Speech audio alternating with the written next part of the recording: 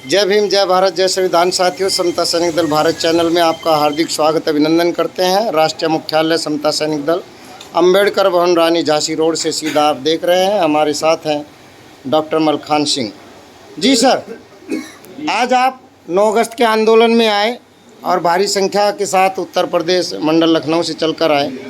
क्या कहेंगे आज के आंदोलन के बारे में आप? मेरा तो अपना हर व्यक्ति से निवेदन है कि आप लोग तन मन से इस अम्बेडकर जी के मिशन के लिए लग जाए, क्योंकि अम्बेडकर जी हमारी अस्मिता है, हमारी पहचान है और मनुष्यता की पहचान है। तो एक जो बुद्ध ने पहली पहचान तो बुद्ध जी ने दी, मनुष्यता की पहली पहचान गौतम बुद्ध ने दी, लेकिन वो पहचान केवल गृहस्थों तक नहीं जा पाई, उसका असर गृहस्थों तक नहीं गया, वो केवल सन्यासी जीवन तक ही सीमित रहा।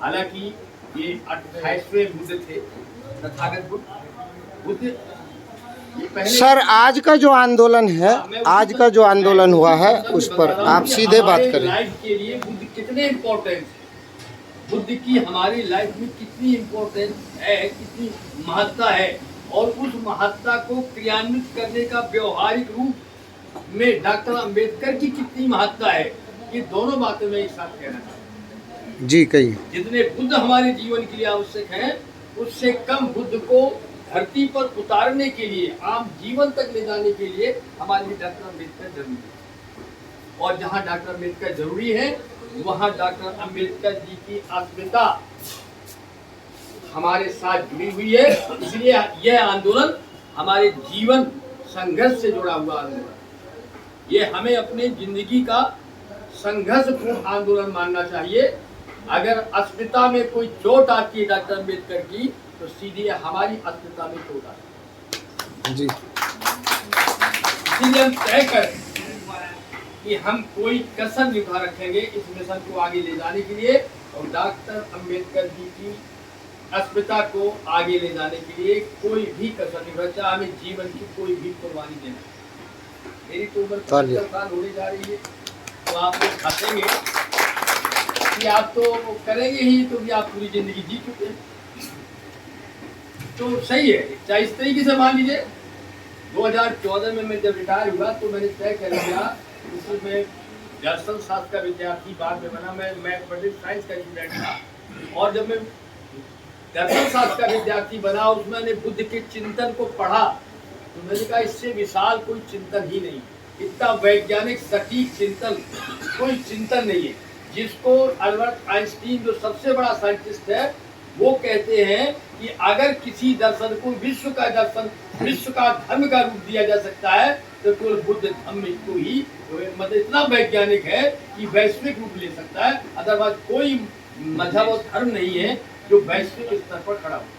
सर, समता सैनिक दल के 100 वर्ष पूरे हो रहे हैं और समता सैनिक दल की जो ताकत है वो 100 वर्ष जैसी दिख नहीं रही है, इस पर आप क्या करेंगे? हाँ, ये सही है कि समता सैनिक दल जिस भावना से अंबेडकर जी ने खड़ा किया था, उनकी जो उम्मीदें थी कि हम आगे चल के इस पैमाने तक पहुंच पाएंगे, हमारी पीढ़ी की कमजोरी है, हम लोगों की कमजोरी है कि उनकी आशाओं के हम करीब भी नहीं पहुंच पाए। उन्होंने जो आशा रखी थी समता सैनिक दल, वो ये नहीं समझते थे कि 70 साल गुजरने के बाद भी दलित और महिला, जो उनका मुक्ति का आंदोलन मोटे तौर पर दो के लिए तो था ही, उस पीढ़ी महिला और दलित के लिए, ये समझते थे कि बहुत जल्दी ही संविधान के द्वारा और 10-20 सालों तक ही दलित की और महिला की मुक्ति हो जाएगी। और इसीलिए उन्होंने आरक्षण के समय कहा था कि इसको ज्यादा बनाए रखे रहना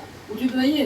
शासक को चाहिए कि जल्दी से जल्दी जिसके लिए ये व्यवस्था की गई है, उनको आजादी मिल जाए और उनको बेबसी में ये व्यवस्था न देना पड़े। लेकिन दुर्भाग्य है कि जो भी शासन में आए, उन्होंने वो स्थिति जो अरमान अम्बेडकर जी ने संविधान के द्वारा सोचा था, वो आज के ठेकेदारों ने नहीं किया, और हमको लाजमी तौर पर हमारा आरक्षण हमारी अनिवार्यता बन गई है। आरक्षण के बगैर हमारी अस्मिता भी चली जाएगी और हमारा जीवन भी अक्षुण्ण हो जाएगा। ये हमारी मजबूरी बन गई।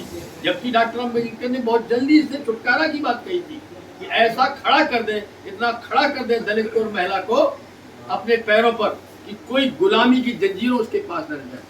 लेकिन 70 साल के बाद भी हम जहाँ के तहाँ खड़े हैं। तो ये हमारी पीढ़ी की कमजोरी है कि हमने डॉक्टर अम्बेडकर के सपनों को साकार करने में हमने कुछ कमी की है और आंदोलन में कमी रही कि आज 50 रूप से हम बटे हुए। तो ये तो मैं महसूस करता हूँ कि हमारी, पहले तो मैं अपनी कमी मानता हूँ कि आप लोगों से पहली की पीढ़ी मैं हूँ, मैंने वो जिम्मेदारी नहीं निभाई। लेकिन दूसरी जिम्मेदारी इन नौजवानों की है कि मेरी तरह अगर आप भी ये समय खो देंगे, मैं तो अपना गृहस्थी में उलझा रहा, सर्विस की ये किया, लेकिन इसके बावजूद भी मैं राजनीतिक रहा। आप लोग बच नहीं पाएंगे अगर इस मूवमेंट को आगे नहीं ले जाएंगे। आपकी हर तरीके से हालत खराब हो जाएगी। जी, अभी अभी सरकार ने दूसरा, एक तो प्रतिमा हटाई है संसद भवन से बाबा साहब की, दूसरा उन्होंने अभी अभी सुप्रीम कोर्ट के द्वारा एक आदेश जारी करवा दिया कि SC/ST का जो रिजर्वेशन है, आरक्षण है, उसमें वर्गीकरण होगा, क्लासिफिकेशन होगा, उसको अलग अलग श्रेणी में बांट दिया जाएगा। साथ ही साथ अभी समता सैनिक दल के 100 वर्ष भी पूरे होने जा रहे हैं। आपके पास समय ही नहीं है, कैसे आप इन सब आंदोलन को सफल करेंगे और समता सैनिक दल की सेंचुरी भी मनाएंगे? देखिए, पहली बात तो ये डिसीजन बिल्कुल ही गलत है। इसके पहले भी जो डिसीजन हुए हैं आप उनको उठा के देखें तो उन्होंने कहा कि दलित एक समुदाय है, उसके भीतर वर्ग है ही नहीं। ये तो डिसीजन हाई कोर्ट में, सुप्रीम कोर्ट में आ चुका है। फिर बल्कि एक बेला, ये देखो पंडित है, एक जज उसमें पंडित है, उसका जजमेंट तो मुझे बड़ा, पंडित होते हुए भी बड़ा सराहनीय लगा कि 7 जो अलग जजों से अलग है। उसने कहा कि बिल्कुल ही बेढंगा है इसमें क्लासिफिकेशन करना, क्लास वाइज बांटना, ये बिल्कुल गलत है, क्योंकि बहुत पहले के डिसीजन आ चुके हैं। अब पूरा समुदाय है, ये कम्युनिटी है, कोई कास्ट नहीं है। दलित इज नॉट एक कास्ट है, दलित इज एक कम्युनिटी। कम्युनिटी और कास्ट में फर्क है। कम्युनिटी का मतलब समुदाय। इसका मतलब ये हुआ कि जो अभी सुप्रीम कोर्ट के द्वारा निर्णय दिया गया है ये संविधान के खिलाफ है। बिल्कुल खिलाफ है, क्योंकि संविधान साफ कहता है कि ये जो रिजर्वेशन की व्यवस्था है ये सामाजिक और शैक्षणिक पिछड़ेपन के आधार पर दी जा रही है, ना कि इकोनॉमिकल आधार पर दी जा रही है। इकोनॉमिक कोई बेस नहीं है। और अगर करना था वर्गीकरण तो भैया सबसे पहले 10% पर जो तुमने दिया है, EW जो सवर्णों को दिया है, उसमें भी कर दो कि ठाकुरों को इतना दे दो, पंडितों को इतना दे दो।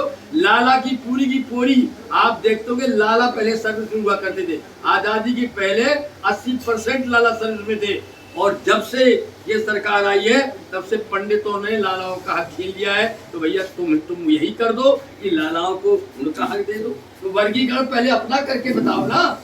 सारे के सारे जज जो बैठे हुए, सारे के सारे सवर्ण बैठे हुए, जिसका फायदा पंडित ले रहा है और ठाकुर ले रहा है, लाला का छीन लिया गया है। आप उठा के आगे देख लीजिए। जी, तो ये तो दुर्भाग्य है इस देश का कि कॉलेजियम सिस्टम जब तक रहेगा, एक जज का लड़का जज बन सकता है, ये कहाँ का तरीका है भाई? क्वालिफिकेशन उसके लिए भी रखो, मेरिट बाकायदे सिलेक्शन रखो और उसके आधार पे बने।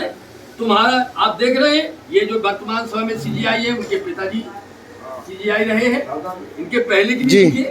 तो हम हम कॉलेजियम सिस्टम के भी खिलाफ है। हम इसके लिए बहुजन क्रांतिकारी अम्बेडकरवादी लोगों ने 21 अगस्त का आंदोलन भारत बंद का किया है ऐलान। बिल्कुल। उसमें आपका क्या समर्थन है?